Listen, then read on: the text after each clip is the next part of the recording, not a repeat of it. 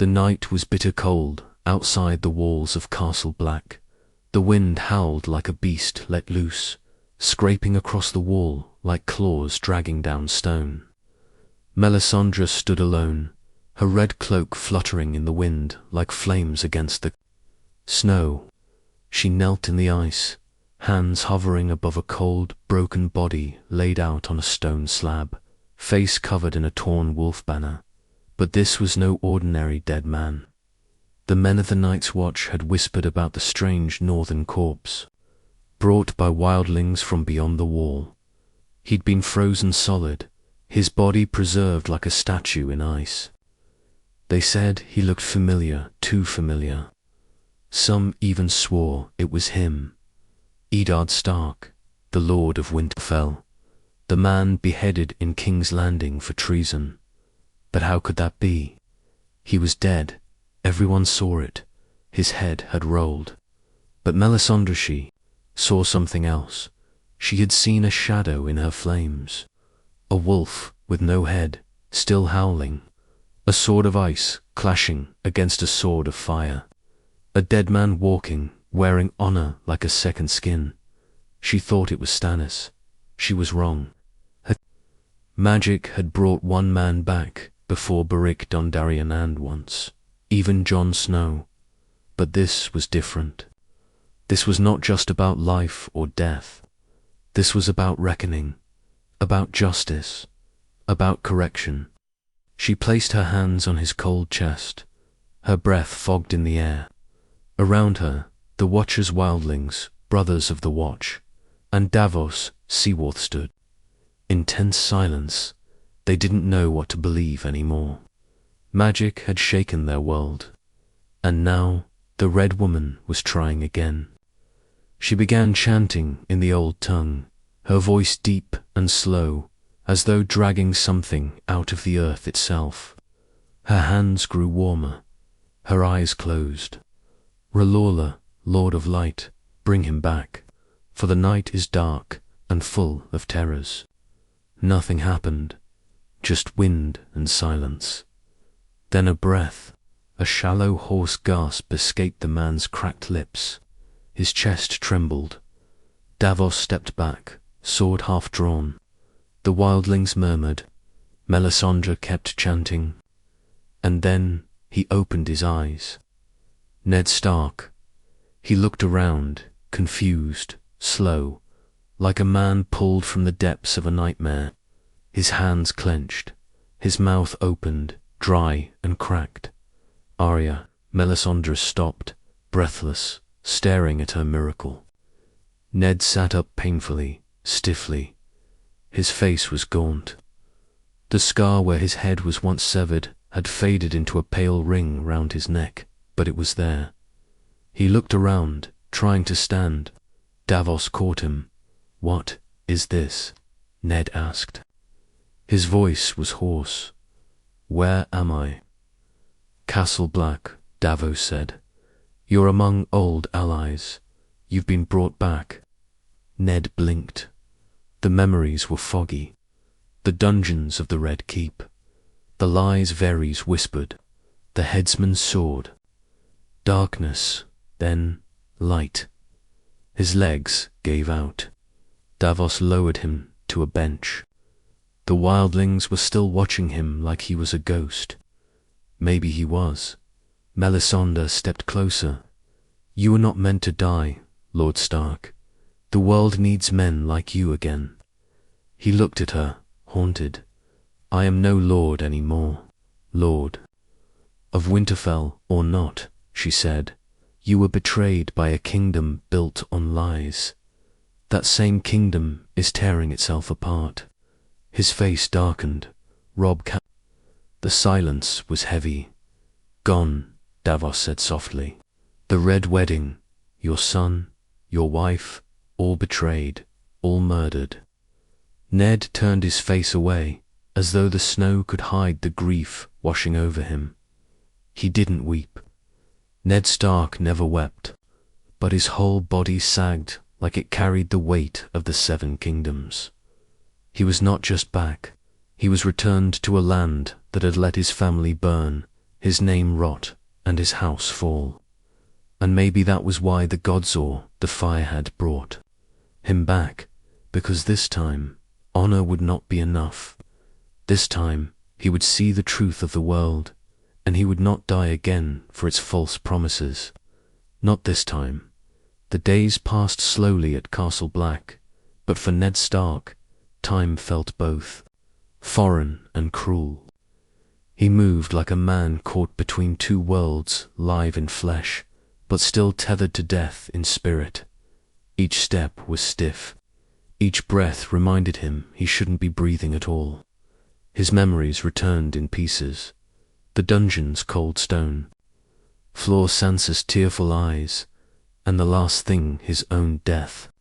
The swing of the sword, the cheer of the crowd, the way he thought of Arya as the world went black. Now he sat by the fire in the Lord Commander's chamber, staring into the flames as if they might offer him meaning. Jon Snow entered without knocking. They looked at each other for a long time. No words, just silence.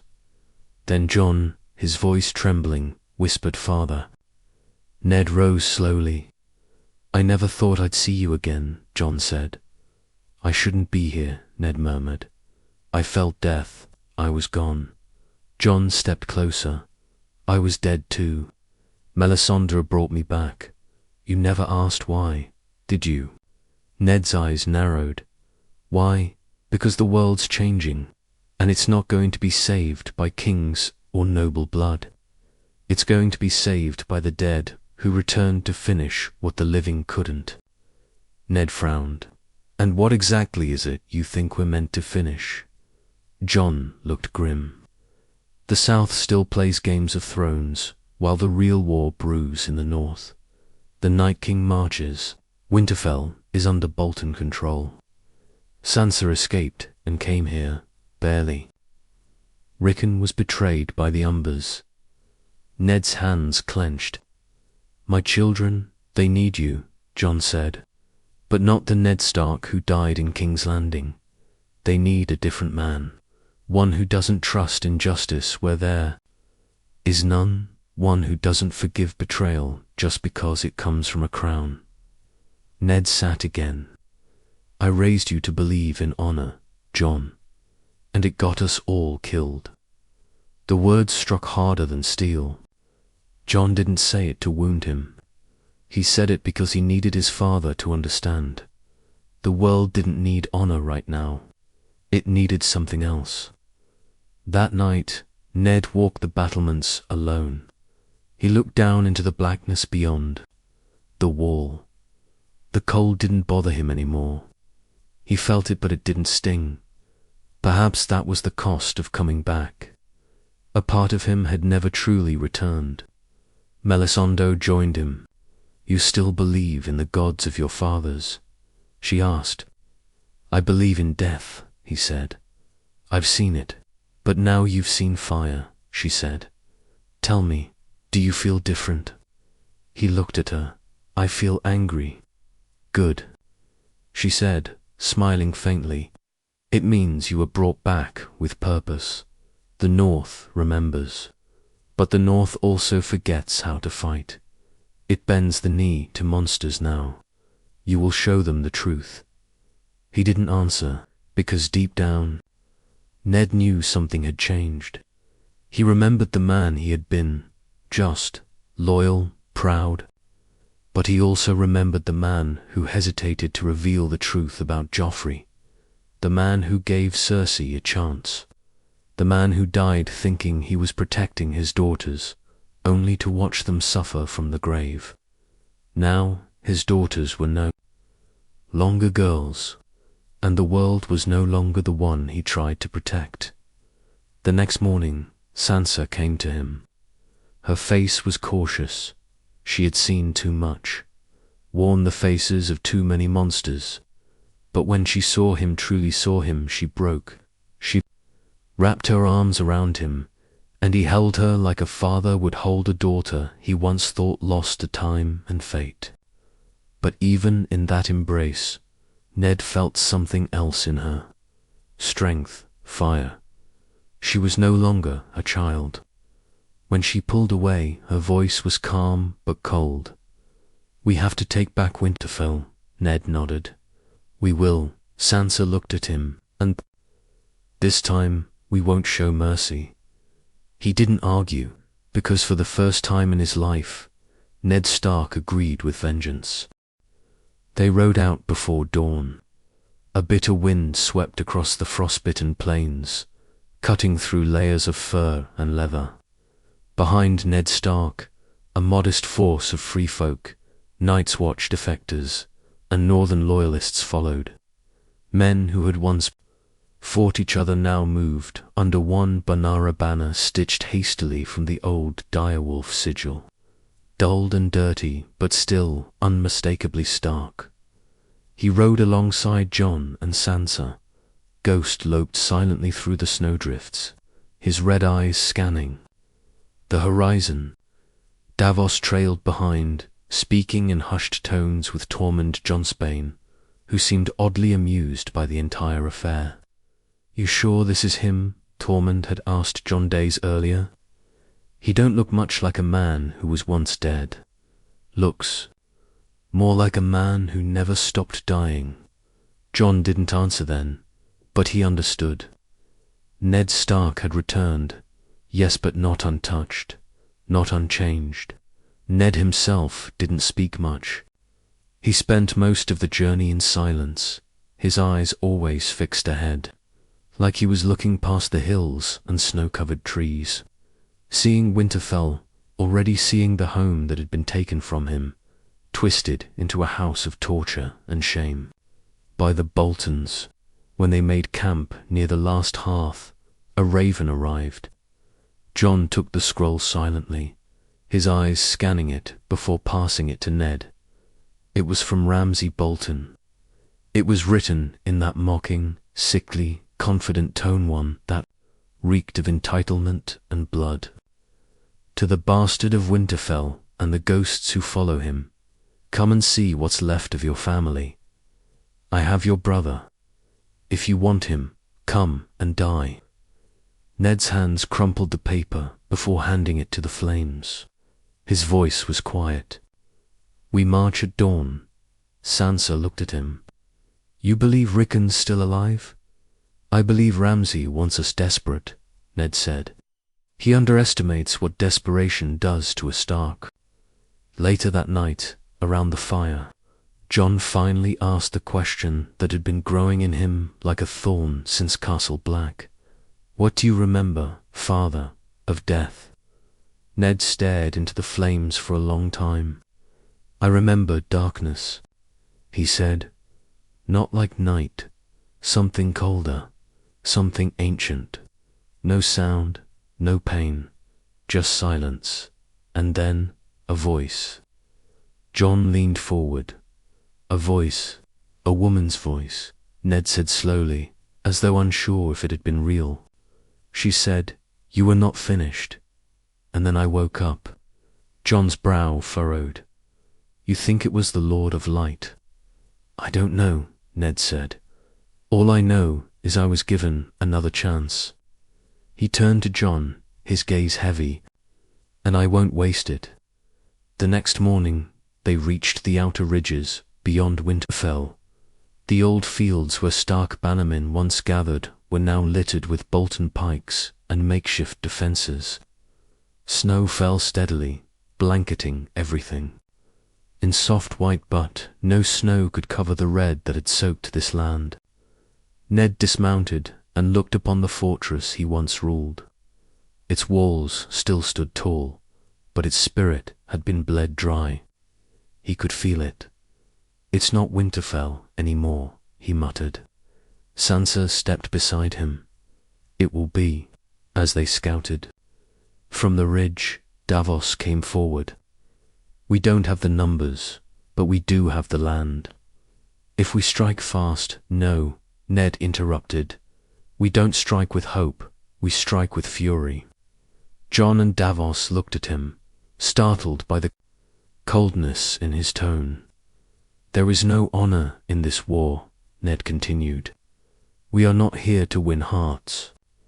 We are here to end a rot." His words hung in the air. That night, a small detachment slipped through the woods. Led by Ned and a handful of old Stark loyalists, they moved like shadows. He knew these lands like his own blood, knew the secret. Trails, the tunnels beneath the walls, the dead spaces in the Bolton patrols. By the time the morning sun cracked the sky, the first of Ramsay's supply lines were burning. By midday, 2 Bolton scouts were captured and hung from the old weirwood tree with a wolf sigil pinned to their chests. A message was being sent not just to Ramsay, but to the north. The Starks had returned, and they were done dying quietly. Winterfell sat beneath grey skies like a haunted memory. Smoke curled from its towers, but the scent wasn't wooded, was blood, cooked flesh, and ash. Ramsay Bolton stood on the ramparts, eyes narrowed, watching the small force gathering on the ridges. He wasn't worried. He should have been below. Ned Stark moved like a man who had never died, but no longer feared death. His armor was blackened steel, borrowed from Castle Black's armory, but the direwolf etched into the chest plate was old and worn just like him. There was no pageantry, no banners waving in the wind, only silence, cold, biting silence. Sansa stood beside him, her face set in stone. There was no softness in her anymore, not after what Ramsay had done to her. She wore thick leather and furs, her auburn hair pulled back, her eyes distant but burning. Jon Snow paced behind them, ghost at his heels. Tormund stood nearby, chewing on a dried strip of meat like it was someone's limb. Davos muttered strategies, pointing to crude sketches in the snow. None of it mattered. This wasn't a battle. It was a reckoning. Ramsay sent out riders that afternoon with the arrogance of a man who believed in his own myth. They carried flags of truce, letters soaked in sarcasm. The messengers wore smirks, spouting promises of Rickon's safety and offers of surrender, none of which were real. Ned listened quietly to the last one, then drew his dagger and slit the man's throat in full view of the walls. "Return that message," he said coldly. The body was dragged back by its horse, a trail of blood behind it. Ramsay finally began to worry. That night, Ned walked alone among the campfires. He looked into the eyes of every man who would ride with him in the morning. Some were wildlings, some were old Northmen, a few were deserters from Winterfell, who still remembered what it meant to follow a Stark. He spoke to none of them, but they moved aside for him, nodding in respect. Sansa joined him near the edge of camp, where the trees began. "He'll try something before dawn," she said. Ned nodded. "Cowards always do." She looked at him. "Are you afraid?" He turned to her slowly. "I already died for the wrong reasons. I won't die again for the wrong people." She exhaled sharply, surprised by his bluntness. "You're not the man I remember." "No," he said. "I'm not." Sansa stepped closer, her eyes wet but unblinking. "Then I'm glad you're the man we need now." And in that moment, something passed between them. Not warmth, not love, understanding. They had both been betrayed by the same kingdom. Both used, discarded, resurrected in different ways. The South had taken their family, their innocence, their names. Now it would answer for it. Just before sunrise, the sky flashed orange. The outer stables of Winterfell exploded into flame. One of Davos's men had smuggled in wildfire, stolen from Stannis's old stockpiles. Green flame licked the walls, startling the Bolton soldiers awake into confusion and panic. Ned didn't wait for the chaos to settle. He charged. Jon rode at his right. Sansa stayed behind with the reserves, commanding the archers. Tormund's wildlings flanked the east gate. And as the smoke thickened, Ned and his riders broke through the north wall using a hidden tunnel known only to Starks. Steel clashed. Men screamed. The snow turned red. Inside the courtyard, Ned moved like a wraith. His sword, once meant for execution, now for vengeance, sliced through the armored guards like parchment.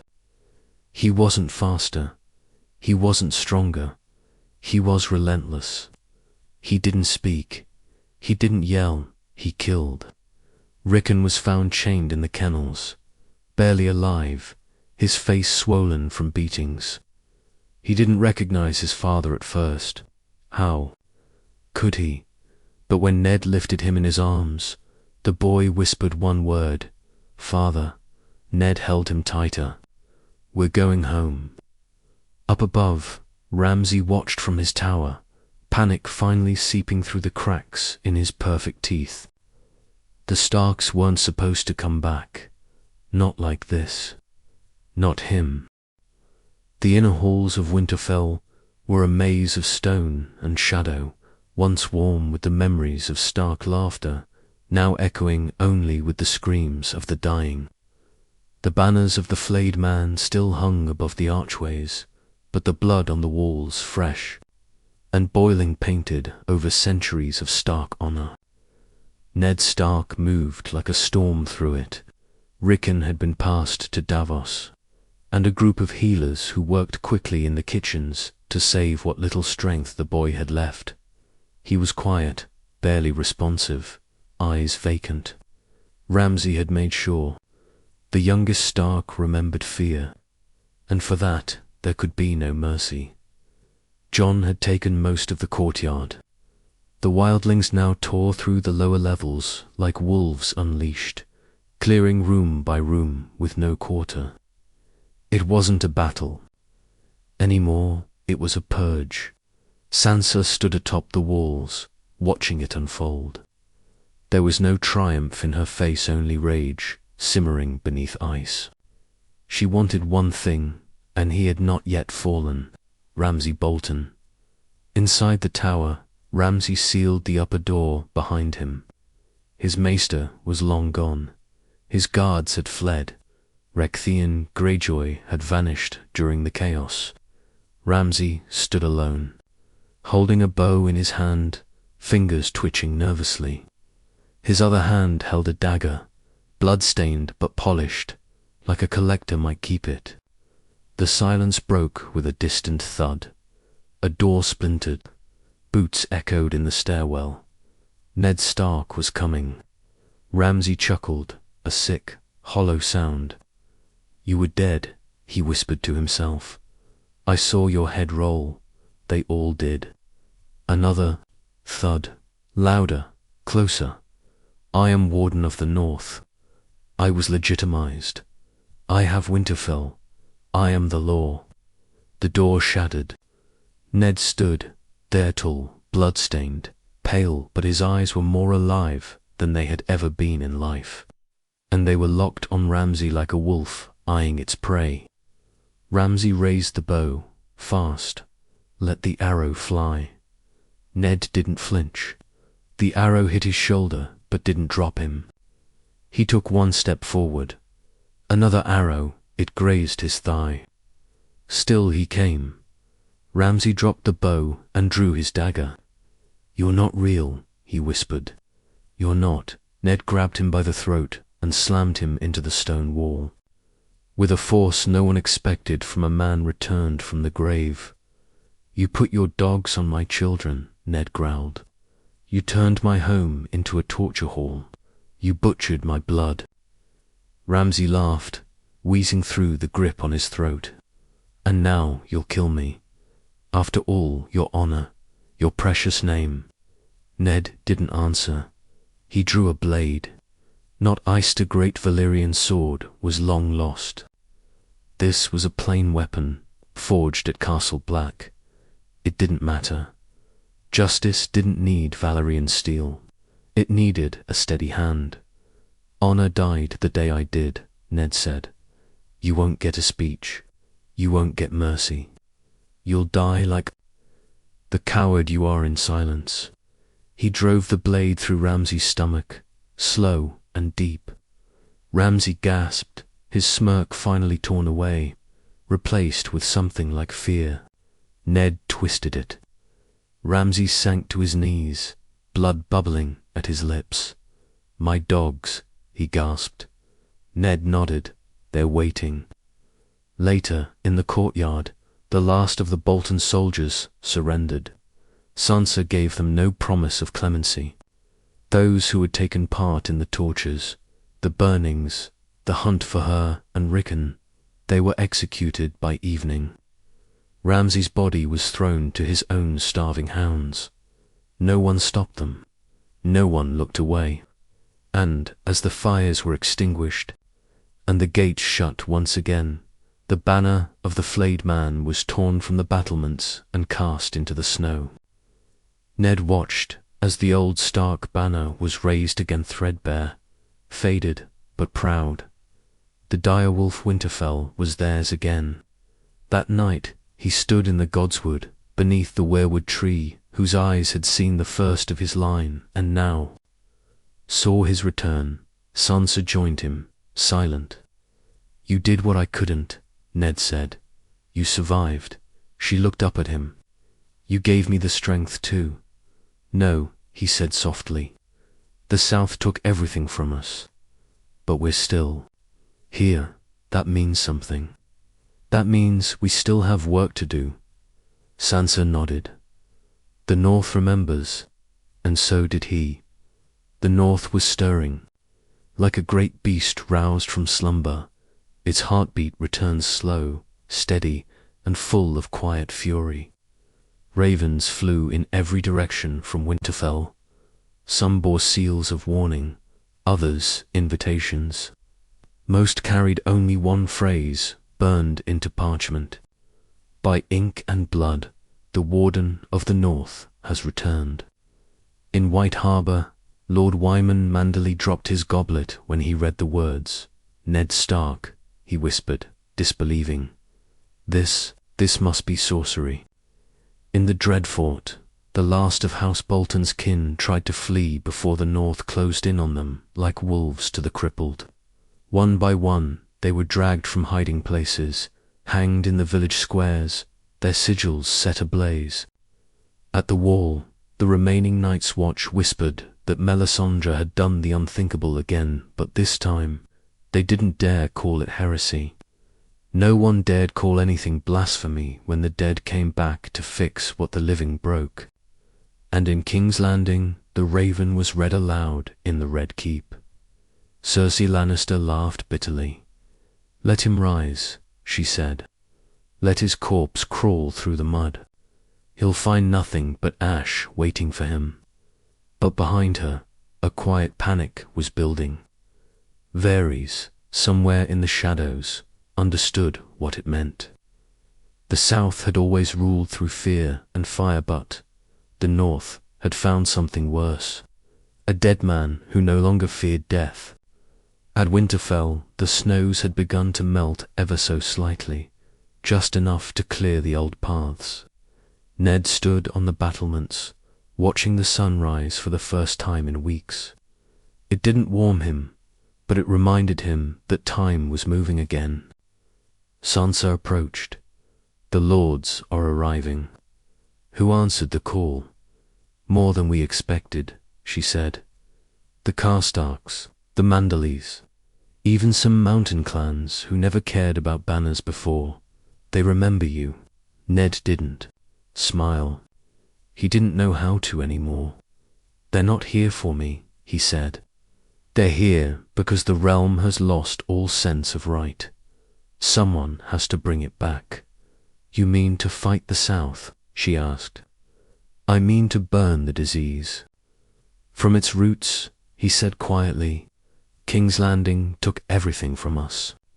They killed me, killed Robb, used your marriage like currency, butchered Rickon's spirit, and fed our family to their dogs. How many others suffered the same fate with no name to mourn them? Sansa didn't reply. She didn't need to. "We'll give the North peace," Ned said. "Then I'll ride south. Not as a lord, not as a hand, as something else." Jon entered then, carrying a map. He rolled it out on the war table. "They'll never accept you in the south," he said. "They'll call it black magic, necromancy, treason." Ned looked up at him. "Let them." Jon hesitated. "You've changed." "I had to." Tormund barked a laugh. "He's still the same in some ways, just angrier." "I like it." Davos looked between them, frowning. "If we go south, we need allies. The Vale, the Riverland, maybe even Dorne. We can't just charge the Red Keep." "We're not charging yet," Ned said. "But we send word. Tell them what happened. To the north, tell them who is leading it now. And let them decide if they want to stand with truth or hide behind gold and ghosts." He paused, and sent a raven to Dragonstone. That drew everyone's attention. Jon stepped forward. "To Daenerys. She seeks to rule," Ned said. "Let's see what she's willing to fight beside." Sansa eyed him carefully. "And what if she sees you as a threat? Then she's no different than the rest." By the week's end, Winterfell was filled with voices again. War councils, bannermen, whispers in the halls. But this time, the castle didn't feel like it belonged to strangers. It was alive. Again, not healed, but alive. Arya returned under cover of night, slipping through the gates like a shadow. When she saw Ned for the first time, she dropped her blade. "I saw them kill you," she said, voice breaking. "I saw it." He opened his arms, "But I came back." She ran to him, held him tight like she might vanish if she didn't. "Did you come back to protect us?" she asked. Ned's voice was soft. "I came back to finish what I started." And in that moment, all the surviving wolves of House Stark, Ned, Jon, Sansa, Arya, Rickon were under the same roof for the first time in what felt like lifetimes. No longer noble, no longer innocent. They were survivors. And now they were the beginning of something far more dangerous than a rebellion. They were the memory of justice, returned in flesh, and they would not kneel. The South was shifting, from Old Town to Dragonstone, from the Vale to the Twins. Rumors whispered faster than ravens could fly. Lords gathered in their halls, speaking in circles, voices tight with disbelief, dread, and awe. "Ned Stark lives." Some laughed, others sharpened swords, but none ignored it. And in King's Landing, Queen Cersei stood before the Iron Throne, her crown heavy, her eyes tired but burning with that same cold fire that had scorched everything in her path. Jaime stood beside her, unreadable. "Bring me every raven," she ordered, "every spy, every whisper. I want to know how this happened." Qyburn, pale as a corpse, bowed his head. "My queen, the Red Woman, is involved." Cersei's mouth twisted. "Then burn her too."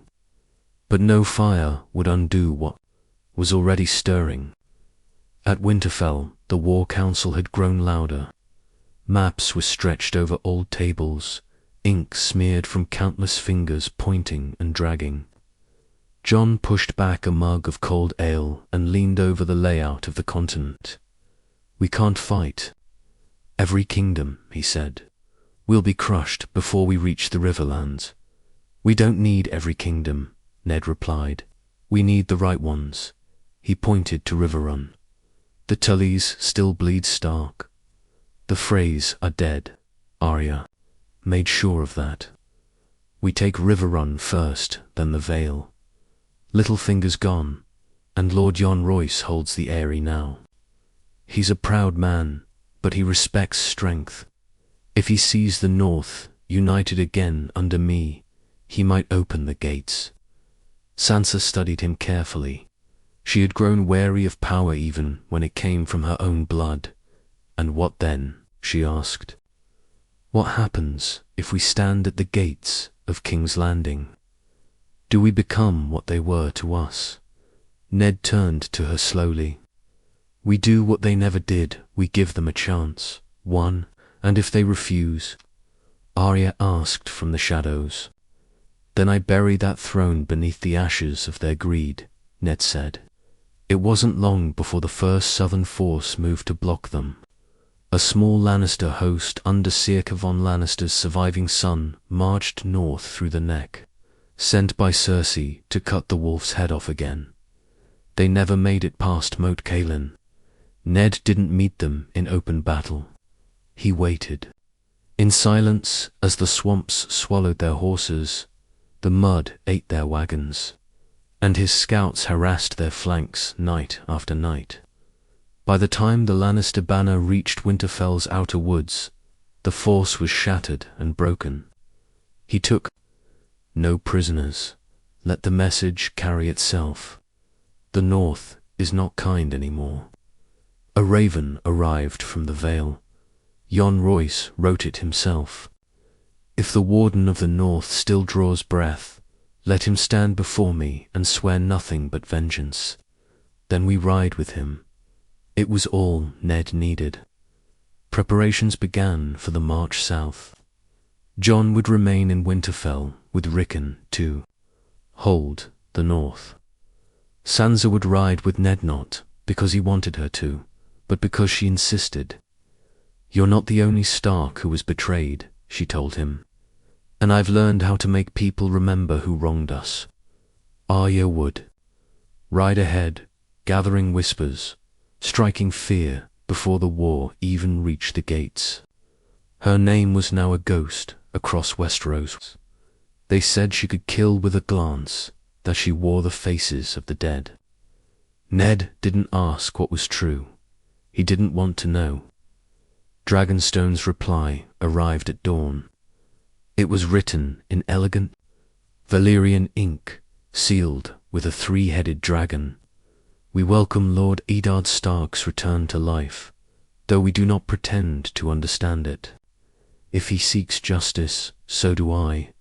If he seeks war, then we must speak first. Daenerys Stormborn of House Targaryen, first of her name. Sansa raised an eyebrow. Is it a trap? Maybe, Ned said. But she has dragons. She has fire. And if the dead rise in the north again, we may need both.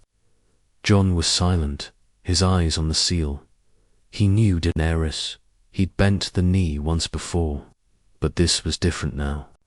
This time, it was Ned Stark who was choosing who he would bend to, if anyone. Before they left Winterfell, Ned stood alone once more in the crypts.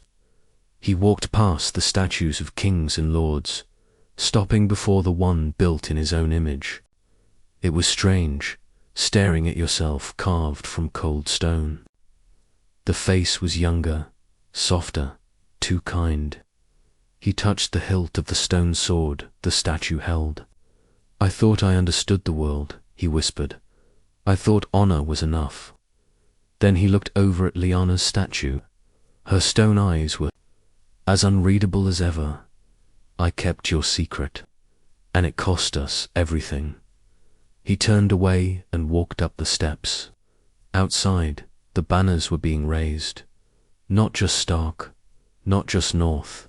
A new banner, a wolf, half white, half black, rising from flames, not kneeling, not bowing, rising.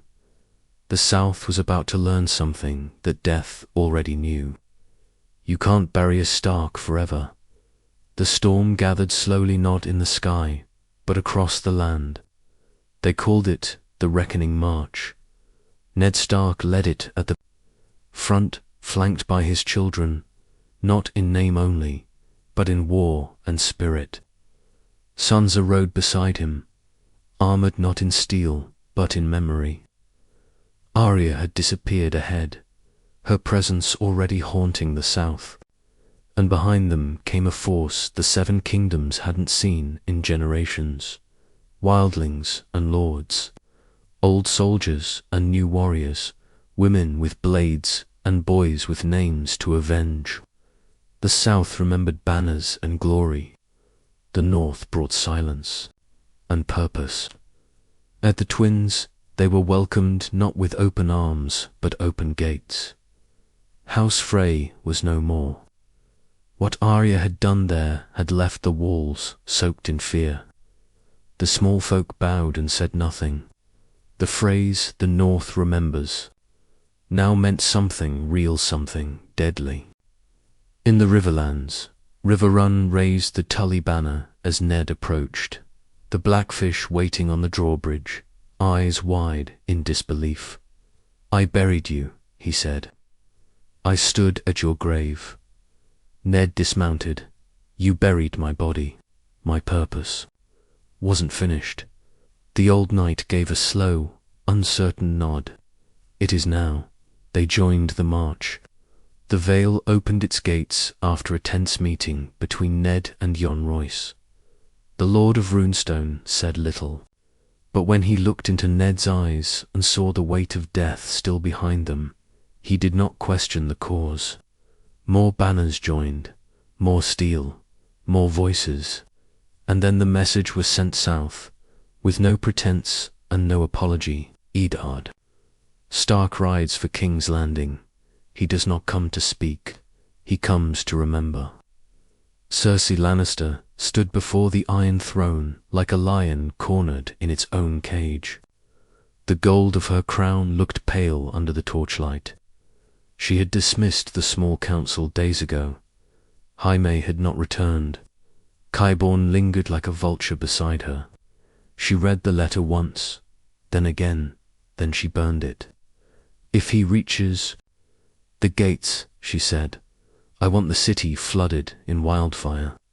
"My queen," Qyburn began, "do it, because even Cersei, ruthless, untouchable, drunk on her own power, felt fear, not of death, not of armies, but of what it meant for a man like Ned Stark to return from the grave with nothing left to lose."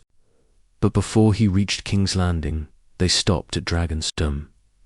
Daenerys waited, her dragons circling in the skies, wings black as smoke. Jon met her first, spoke in quiet words about the man who was once his father, now something different. She didn't trust Eastleigh anymore. But when she met Ned face to face on the Black Cliffs, she didn't see a threat. She saw a ghost, a man carrying fire and shadow.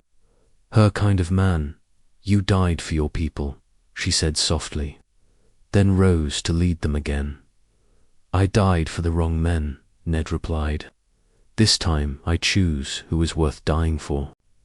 They sat together under the wings of Drogon and spoke not of thrones, but of endings. And then Daenerys gave her answer. "We fly at your side." King's Landing saw them coming days in advance. The dust cloud, the banners, the distant roar of dragons overhead. Some fled the city, some prayed, some locked their doors and waited. Ned Stark approached not with trumpets, but with ash in his eyes. He rode through the outer gates without drawing a blade. The Lannister guards fell back, their loyalty reduced to fear. Sansa rode beside him in a cloak of wolf-grey and deep crimson. Arya had already slipped into the city ahead of them, like a shadow behind the curtains of history. Cersei waited in the Red Keep, but even she couldn't stop what came next. The bells never rang. There was no final stand, no noble speeches, no grand duel. Only Arya, stepping out of the throne room shadows with blood on her blade. "She's gone," she said to Ned. He walked past her and stared at the Iron Throne, the twisted, rusting symbol of every lie the South had ever told. It didn't tempt him. It disgusted him. Sansa looked round the hall, still smelling of wildfire, still echoing with centuries of betrayal. "Will you sit?" she asked. Ned shook his head. We don't need a throne. We need peace. Then he drew his sword, and with one swing he shattered it. Steel split, blades fell apart. The throne that had ruled Westeros for centuries fell into a pile of jagged metal. Behind him, Daenerys entered the hall. She stared at the wreckage, stunned, then looked at Ned. You've changed everything. No, he said. I've corrected it.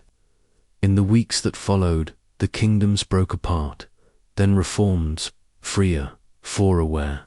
The age of thrones was dying.